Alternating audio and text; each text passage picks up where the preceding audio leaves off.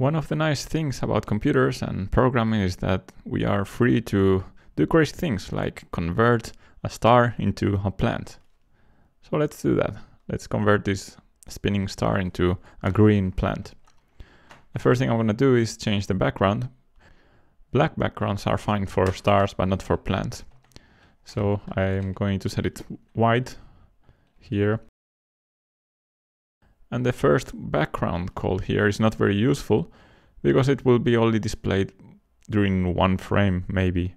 So even if I would set here, make the background red, it would be immediately redrawn with white color. So I can also get rid of this. Now we have a white background, so I'm gonna make this stroke line here green. And remember that when we are working with RGB mode, we can set here the red value, the green value, and the blue value. I think this is gonna be too shiny. I'm gonna make it a bit darker, maybe 150. I think it would be a good color.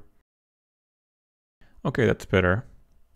Now plants are usually not made by lines. I think Bezier is a more appropriate drawing tool for this. And now I think we're going to break our record, because let's look for the Bezier curve here. When we are working in 3D, look how many parameters. That's a lot of them. It's actually 4 points in 3D. So the first point, or this is where our curve is going to start, and this here's where our curve is going to end. And then we have 2 control points in the middle. Each point has an X, Y, and Z value. Which kind of numbers should we use here in our Bezier curve? So I think we could start at the center of the bottom face of the box. So I'm gonna draw here our box, and this part is behind. So this here is the bottom face.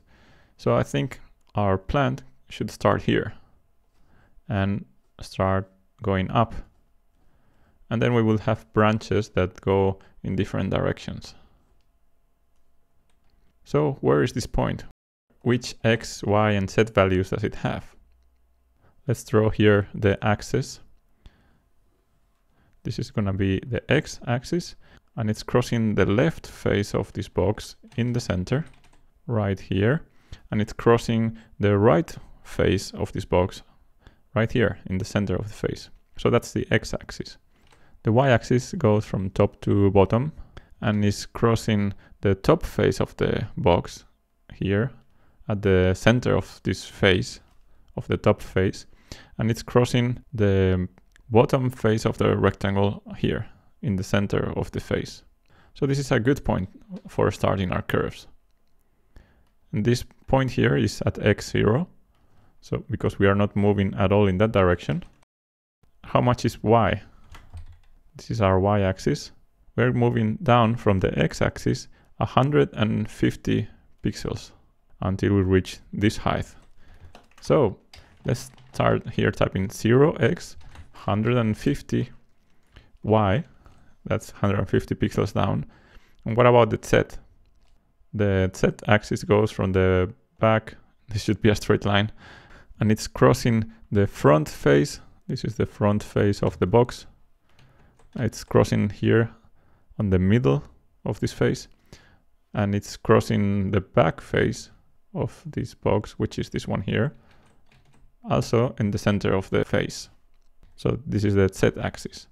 You can see that this point is also, we are not moving front or we are not moving back. So we can also use a value of 0. So we have already a 0. So this is a good starting point for our curves. And this is a good ending point, a random point inside this box. We start here and we are gonna end somewhere randomly inside this box. Okay, so now we need the 2 control points here in between. I think a good control point after starting the line here at the bottom would be the center of the top face of this box. So all the lines start from the bottom and start going directly up. So what are the coordinates of this point? Let's see. We didn't move in the x direction because the point is exactly above. we don't move in the x-axis and we don't move in the z-axis. The only thing that changes is we are going up. When we go up and down, the only value that changes is y.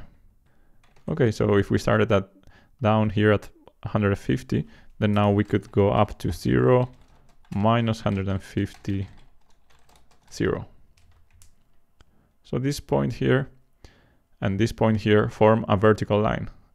This point is on the bottom face, in the middle of the bottom face of the cube. This point here is on the middle of the top face of the cube. Fine. And now it would be a bit difficult to calculate some other control point around here in this box. We could make one random, but I don't want to make another set of x, y, and z variables. So what I'm going to do is I'm just going to repeat these same values here. It's the same point repeated. This is the control point and this is the end point. So now you're ready to try to see what do we get. And there we have our spinning plant. So you can see the starting point is the center of the bottom face of this box. The control point is right above on the top of this box. And then the second control point and the end point are equal and are exactly these places where these lines end. Let's make the endpoints more obvious. I'm going to move this stroke weight out of here. I'm going to write it right before the Bezier curve. This means set the line width to 1, then draw this Bezier curve. Now let's make the lines wider. Stroke weight 8, for example, and I'm going to make a point. I'm going to draw a point at xp, yp, and zp. Now let's see what do we get. And we can see the endpoints of our Bezier curves are indicated by those big square dots. Now let's make some changes to the random points we are calculating here. These are our endpoints for our Bezier curves. And at the moment, they are just randomly anywhere inside the box. What would happen if we forced here a fixed height? For example, let's make y equal to 150. It's not going to be random anymore. Now it's always 150. So now you can see this plant is kind of sad. All the ends of these branches are hitting the ground. So you can see that this number here indicates the height of this random point. If I type here minus 150, now all the lines end at the ceiling of this box. And we could also have certain randomness. For example, we could say that instead of going from minus 150 to 150, we could get numbers between minus 150 and 0. So now all the leaves are above the middle of the box. There's no lines ending somewhere here at the bottom. I think this looks good now. Let's get rid of the box.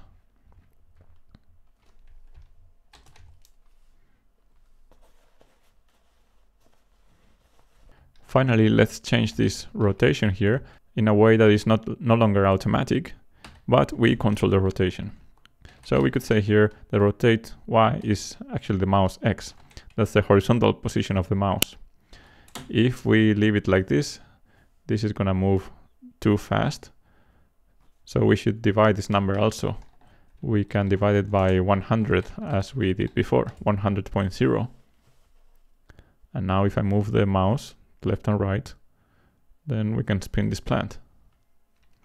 If we want to have one full rotation from left to right, what we do is we should map this mouse X. So I'm gonna use map mouse X, and mouse X can have values between 0 and width, and we want to have values between 0 and 2 pi. Remember that 2 pi is one full rotation. So now observe one of those branches. If I move the mouse all the way to the right of the screen, these branches are again at the same position. This is one complete turn.